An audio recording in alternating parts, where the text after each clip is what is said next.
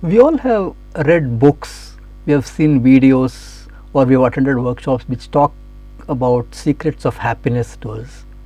We all know the secrets of happiness, but do we really know the secrets of unhappiness?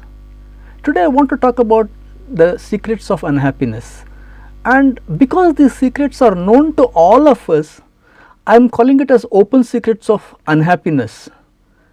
Because it's open, everybody knows it, but still they indulge in it to become unhappy.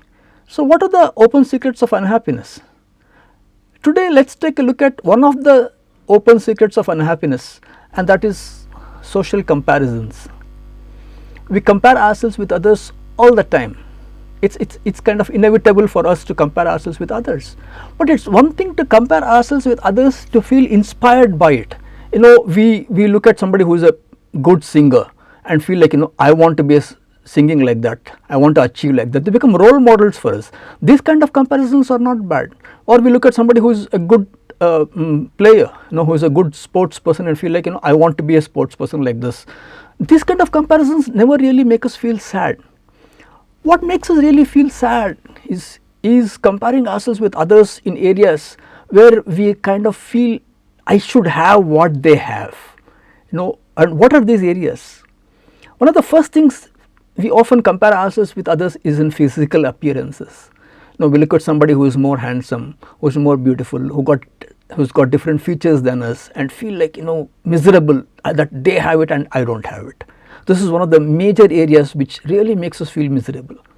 Another major area is, of course, educational achievements. We look at somebody who's better qualified than us educationally and feel like, oh, I did not have this, no, I wish I had had this, and we actually don't do anything about it. We just feel miserable about it. We don't really take an action to kind of say that I want to achieve that. That is inspiration, what I talked about earlier. Here we're just comparing ourselves just to make us feel miserable, right? And the third area where we compare ourselves is with fame, of a person. This person is more popular. Why is he or she more popular than me? And we feel terribly envious of them, or terribly jealous of them, and we feel miserable about it. It doesn't really make us happy. These kind of comparisons never really make us feel happy, right? And then success of others, whether it's success in relationship, whether it's success in terms of work, we look at their success and feel, I should have had that success. And last but not the least, of course, is financial comparisons. We look at somebody who's got more material success than us. He's richer than me, or he's got a bigger house, a bigger car, and I feel, oh my god, I should have had this, right? And this is very easy to measure. The financial is always easy to measure, and it can be easy to compare and feel miserable about it, right? So these are the main areas where we normally compare ourselves with others and feel miserable. When we do the comparison, we never really compare ourselves with people who are out of our league. Whom do we normally compare ourselves with? We compare with our siblings, we compare with our cousins, we compare with our classmates, or we compare with our colleagues and feel they have it, I don't have it. My brother has got a bigger house, my cousin has got a bigger car, my classmates, they have had better education than what I have had, and we really feel miserable about that, right? If I'm comparing my wealth or my financial status with somebody else, I'm not going to be comparing with Jeff Bezos, Warren Buffett, or Mukesh Ambani and feeling bad about it, right? I'll compare myself with my cousin, right? My cousin or my brother or my classmates, and feel like, they all had greater financial success, but I have not had it. So why do we do this comparison? Why do we really compare ourselves with others? First thing, we feel like we are equals. I and my brother are equal, so I should be having what he has, right? That sense of equality comes in. That's the reason, one of the reasons why we compare. Another reason is that, we feel like both of us have made the same effort, although it may not be true, right? Both of us have made the same effort, but I have not been rewarded, which leads to the sense of, injustice. The life has been very unfair kind of comparisons. Or we compare ourselves with others because we feel like both of us had the same beginning, right? We all started in the same level, but he has gone ahead and I have not gone ahead. That illusion that we all had the same beginning comes in. Or of course, forget all the four of them. We just feel like I should have had better than what he has. I don't even want to give a reason. That's a sense of entitlement. I should have had. Why I should have had? No reason. I don't even want to give a reason for that, right? So when this kind of comparison happens, we really feel miserable about it. It's one of the open secrets of unhappiness, right? You never really feel happy when you compare your life to somebody else's life in any of these areas. You don't really feel at the end of the day, oh, I am better off. You always feel like I'm worse off than others. That sense of misery always comes in. So how do we stop this? Because it really doesn't help. Social comparison doesn't really help. So how do we stop this? If we want to stop this, there are two things that we need to look at. Right? One is a better understanding of what's happening around us, and third is practicing awareness. When we talk of better understanding, what do I mean by better understanding? What should we understand better? The first thing we need to understand better is that our lives are different, right? My brother, my cousin, my classmates, they are not us. Their life journey has been different. The paths that they have taken have been different, right? When we understand that, when we understand this point that our lives cannot be compared with somebody else's life because their life has been different or their journey has been different, we understand that we did not have the same starting line. We did not begin at the same starting line.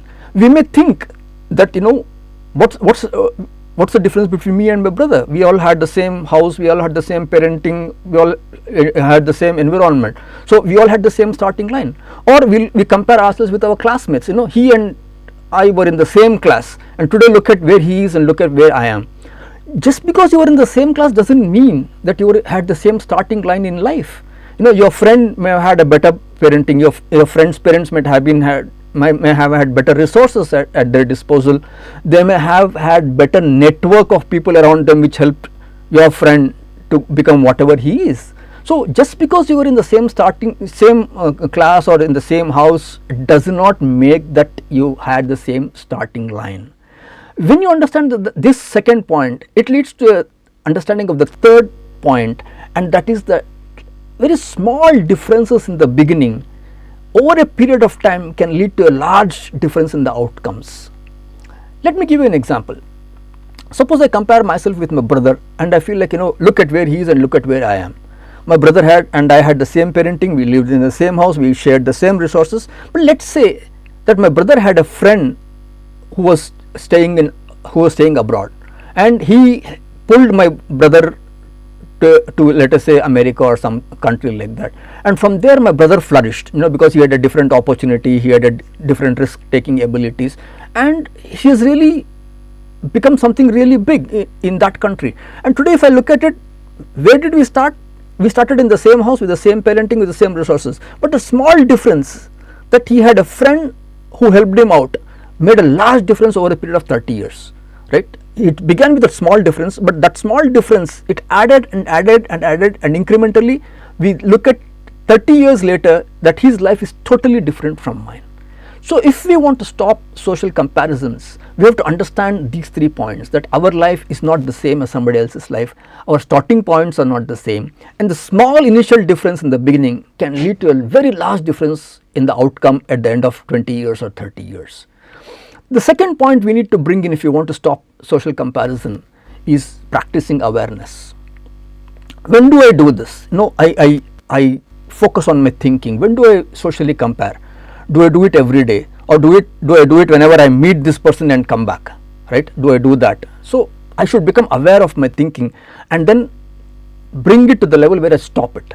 I say, no, the thoughts have started now. And my thoughts have started of social comparison. I don't want this story to go on. I'm going to put a stop to the story of social comparison, right? At that moment you become aware and you put a stop to it, or you just take that story to the logical end very fast. We actually know where the story ends every time, right? We always know where the story ends. That's always a loop thinking. So I can just take the story to the end and stop it at that point itself, right? So if I can practice that, if I can bring in a better understanding, and if I can practice awareness of my thinking, we can put an end to the social comparison part of it. There's nothing wrong in desiring a better life. There's nothing wrong in wanting to have better education, better material prosperity. Absolutely nothing wrong with it. But what the mantra should be? The mantra should be, I want what I want because I want it, not because somebody else has it, right? When we start looking at somebody else has it and I want it, the social comparison starts off, and that leads to just miserableness for all of us, right? We will be in utter misery when we socially compare ourselves. This is one of the easiest paths where we can get rid of one of the unhappinesses in our life. Can we practice that?